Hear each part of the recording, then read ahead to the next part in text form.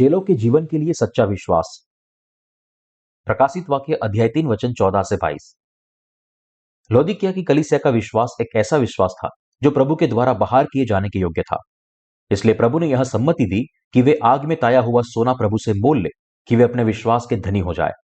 यह गुनगुना विश्वास इस युग के धर्मियों के बीच भी प्रकट हो सकता है, क्योंकि उन्होंने अपना विश्वास मुफ्त में प्राप्त किया है। वे यह नहीं जानते कि उनका विश्वास कितना कीमती है।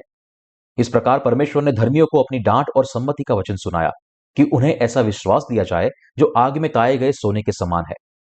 हम इस संदर्भ से पता लगा सकते हैं कि प्रभु चाहता था कि एशिया की सभी 7 कलीसियाओं में एक ही विश्वास हो। प्रभु ने हम सभी को आज्ञा दी, जिनके कान है वे सुने कि पवित्र आत्मा उनकी कलीसियाओं से क्या कहता है। अध्याय 3 वचन 17 से हम देखते हैं कि लौदीकिया की कलीसिया अपने स्वयं के धोखे में फंस गई थी, यह सोचकर कि इसकी भौतिक बहुतायत परमेश्वर के आत्मिक आशीष के समान थी और यह उनके विश्वास के कारण था। इस बहकावे में आने वाली मंडली की ओर परमेश्वर ने उनकी आत्मिक गरीबी और दुख की ओर तीखा संकेत किया। लौदीकिया की कलीसिया भले ही विश्वास में धनी प्रतीत हुई हो, परंतु वास्तव में यह एक विश्वासहीन गरीब कलीसिया थी। उसका विश्वास गुनगुना था, वह आत्मिक अहंकार से भरा हुआ था और वह यीशु से अधिक संसार से प्रेम करता था। प्रकाशित वाक्य अध्याय 3 वचन 14 से 22 एक शिष्य के जीवन की बात करता है। यीशु के सच्चे शिष्य वे हैं जो मसीह के वचन का पालन करते हैं और उसका अनुसरण करते हैं। वे सभी जो यीशु मसीह में विश्वास करके नया जन्म प्राप्त करते हैं, वे उनके शिष्य बनने के योग्य है। प्रभु चाहते हैं कि हम सभी एक शिष्य का जीवन जिए। हमें यह समझना चाहिए कि इस शिष्य की जीवन वास्तव में हमें दिया गया है। इस मुख्य भाग के मार्ग में परमेश्वर ने कहा कि वह उन संतों को उगल देंगे जो एक शिष्य का जीवन नहीं जीते हैं। जैसा कि वचन 15 और 16 में लिखा है, मैं तेरे कामों को जानता हूं कि तू न तो ठंडा है और न गर्म। भला होता कि तू ठंडा या गर्म होता। इसलिए कि तू गुनगुना है और न ठंडा है और न गर्म है, मैं तुझे अपने मुंह में से उगलने पर हूं। यदि बचाए गए लोग प्रभु के सामने न तो ठंडे हैं और न ही गर्म, यह केवल उनकी आत्मिक गरीबी का संकेत करता है। साथ ही ऐसे लोग अभी तक शिष्य के जीवन के बारे में नहीं जानते हैं। लेकिन जो कोई भी नया जन्म प्राप्त करता है, उसे एक शिष्य का जीवन जीना चाहिए। पानी और आत्मा के सुसमाचार में विश्वास करने के द्वारा हम अपने पापों से मुक्त हुए हैं। यही हमारा उद्धार है। तो फिर हमारे उद्धार के बाद हमारे नया जन्म लेने के बाद हमें क्या दिया गया? हमें एक ऐसा जीवन दिया गया जो प्रभु की तरह बनने की कोशिश करता है, उनकी आज्ञाओं का पालन करता है और उनका अनुसरण करता है और उनके वचन की खोज करता है। यह शिष्य का जीवन है। अपने संतों से इस शिष्यत्व की मांग करते हुए परमेश्वर ने लौदीकिया की कलीसिया को यह कहकर फटकार लगाई कि यह न तो ठंडा है और न ही गर्म है। विश्वास जो न ठंडा और न गर्म, वह गुनगुना विश्वास है। तो फिर यह गुनगुना विश्वास किस प्रकार का विश्वास है, जो न तो ठंडा है और न ही गर्म होकर मनुष्य जाति को इतना आराम देता है? यह ऐसा विश्वास है जो इसे दोनों तरह से प्राप्त करने की कोशिश करता है, केक प्राप्त करने के लिए और उसे खाने के लिए भी। यह एक ऐसा विश्वास है जो शिष्य का जीवन नहीं जीता है। जिनका विश्वास गुनगुना है, वे वो लोग हैं जो बचाए जाने के बाद भी यीशु की इच्छा का पालन नहीं करते हैं। वे यीशु का अनुसरण करते हुए प्रतीत हो सकते हैं, लेकिन वे वास्तव में ऐसा नहीं करते हैं। दूसरे शब्दों में, जो बाढ़ के दोनों किनारों पर काठी लगाते हैं, उन्हें गुनगुना विश्वास कहा जाता है। दुनिया ऐसे विश्वास को बुद्धिमान होने के रूप में वर्णित करती है। यह विश्वास सांसारिक दृष्टि से बुद्धिमान हो सकता है, लेकिन यह उस तरह का विश्वास नहीं है जिसे परमेश्वर चाहता है। जो गुनगुना होता है, उसे प्रभु उगल देता है। आपको इस बात का काफी अच्छा अंदाजा होना चाहिए कि न तो ठंडा और न ही गर्म विश्वास कैसा होता है। जिनका विश्वास गुनगुना है, वे परमेश्वर की कलीसियाओं के कामों से न तो जुड़ते हैं और न ही अलग होते हैं। वे एक ही समय में करते भी है और नहीं भी करते। उनके विश्वास का जीवन ऐसा है कि यदि मान लीजिए कि कट ऑफ मार्क 60 है, तो वे खुद को 60 मार्क लेने तक सीमित रखते हैं, न अधिक और न ही कम। जिन लोगों का विश्वास इस प्रकार के हैं, वे आत्मिक गरीब है। जैसे वचन 17 और 18 कहता है, तू कहता है कि मैं धनी हूं और धनवान हो गया हूं और मुझे किसी वस्तु की घटी नहीं, और यह नहीं जानता कि तू अभागा और तुच्छ और कंगाल और अंधा और नंगा है। इसलिए मैं तुझे सम्मति देता हूं कि आग में ताया हुआ सोना मुझसे मोल ले कि तू धनी हो जाए, और श्वेत वस्त्र ले ले कि पहनकर तुझे अपने नंगेपन की लज्जा न हो, और अपनी आंखों में लगाने के लिए सुरमा ले कि तू देखने लगे। जिनका विश्वास गुनगुना होता है, वे अपनी सांसारिक समृद्धि को अपनी आत्मिक प्रचुरता के रूप में मान लेते हैं। हालांकि उन्हें लगता है कि वे वास्तव में मनहूस, थके हुए और गरीब है, लेकिन उन्हें इसका पूरी तरह से एहसास नहीं है। ये वो लोग हैं जो खुद को नहीं जानते।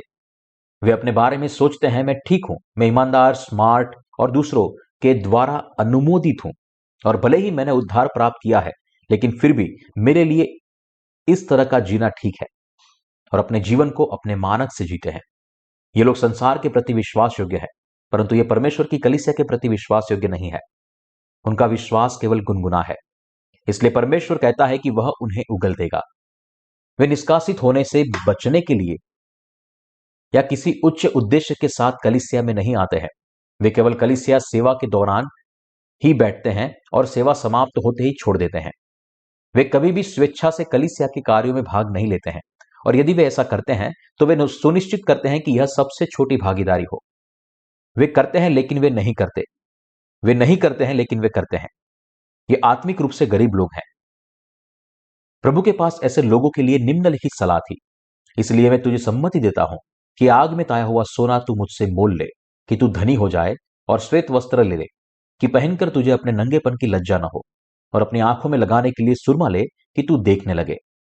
प्रभु ने उन्हें धनी बनने के लिए आग में ताया हुआ सोना मोल लेने के लिए कहा।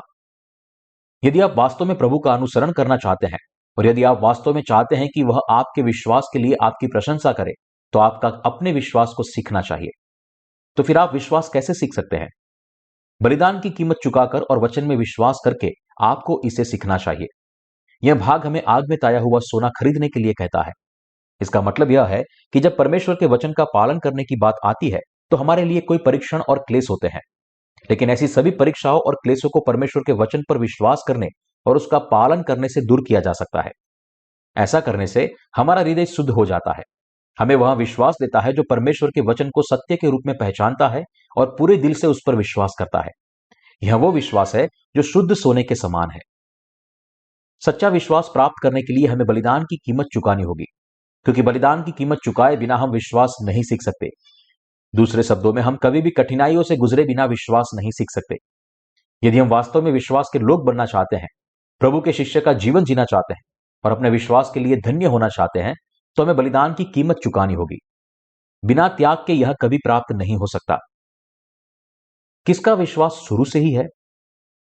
किसी का नहीं।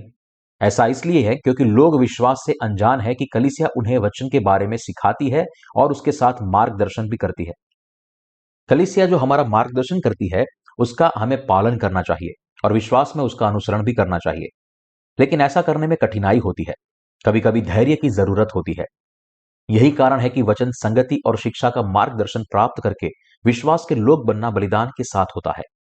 लेकिन क्योंकि लोग बलिदान नहीं करना चाहते हैं, हालांकि वे विश्वास सीखना तो चाहते हैं, इसलिए उसमें शुद्धिकरण का सच्चा विश्वास नहीं हो सकता। इस कारण प्रभु ने हमें उससे आग से ताया हुआ सोना मोल लेने के लिए कहा है कि हम विश्वास के धनी हो जाए। आप इस वचन का अर्थ तभी समझ सकते हैं जब आप पूर्वगामी संतों के विश्वास से सीखते हैं और उनके जीवन का अनुसरण करते हैं। यदि आप वचन को केवल सिद्धांत के रूप में सुनते हैं और वास्तव में उसकी आज्ञा का पालन नहीं करते हैं, और यदि आप गवाही, प्रार्थना या सभाओं में भाग लेते हैं लेकिन वास्तव में उन्हें व्यवहार में नहीं लाते हैं, तो आप विश्वास नहीं सीख सकते। क्योंकि आपके पास थोड़ा विश्वास है, इसलिए आपका विश्वास बुरा नहीं है, ऐसा आप दुनिया के अपने स्तर से मानते हैं। आप अपने बारे में सोचते हैं, मैं बचा लिया गया हूं, मेरे पास पैसा है और मैं धर्म निरपेक्ष रूप से ठीक कर रहा हूं, और इसलिए मुझे दूसरों से बेहतर होना चाहिए। हां, मुझे यकीन है कि मैं इन लोगों से बेहतर हूं। यदि आप वास्तव में सच्चे विश्वास को सीखना चाहते हैं जो सोने की तरह है, तो आपको बलिदान की कीमत चुकानी होगी। क्या पालन करना और अनुसरण करना आसान है? आज्ञा मानने के लिए बलिदान की आवश्यकता होती है। क्या बलिदान देना आसान है? बिल्कुल नहीं। लेकिन यदि आप उगल जाने से बचना चाहते हैं, तो आपको बलिदान करके आज्ञा का पालन करना चाहिए। लेकिन जिन्होंने सच्चे विश्वास को नहीं सीखा है, वे आत्मिक रूप से गरीब है। वे कभी भी बलिदान नहीं करना चाहते हैं। आज्ञा मानने के लिए पहले व्यक्ति को अपना मन तोड़ना होगा। ऐसा न कर पाने के कारण समय बीतने के साथ साथ उनका हृदय अपनी आत्मिक दुर्दशा में बना रहता है। अपने स्वयं के विश्वास की कमी को महसूस नहीं करते हुए वे केवल उन संतों को दोष देते हैं जो उनके पीछे से विश्वास में उनके आगे चले गए थे। आपको सच्चा विश्वास सीखना चाहिए। जब आप आत्मिक लड़ाई में प्रवेश करते हैं और परमेश्वर की तरह से लड़ते हैं, तो आपका विश्वास शुद्ध हो जाएगा, क्योंकि आप आत्मिक लाभ हासिल करते हैं और महसूस करते हैं कि आत्मिक जीत का जीवन जीने के लिए क्या करना पड़ता है।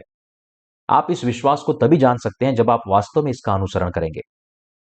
परमेश्वर ने लौदीकिया की कलीसिया के सेवक को यहां लिखकर फटकार लगाई, तुम न तो अपने नंगेपन को जानते हो और न ही अपनी गरीबी को। तुम्हारा उद्धार हुआ है परंतु तुम्हारा विश्वास गुनगुना है, न ऐसा और न वैसा।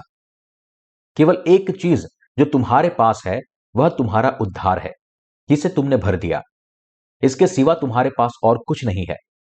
क्या परमेश्वर के सेवक के हमारे आत्मिक पूर्वज केवल समय बीतने के साथ बिना शिष्यत्व का जीवन व्यतीत किए हमारे विश्वास के पूर्ववर्ती बन गए? बिल्कुल नहीं। वे आनंद और दुख दोनों में प्रभु के लिए सब प्रकार के संकटों में से गुजरे। आपके पहले जो लोग इन सभी चीजों से गुजरे हैं, वैसे ही आप भी जब इन चीजों से गुजरेंगे तब परमेश्वर आपका मार्गदर्शन करता है।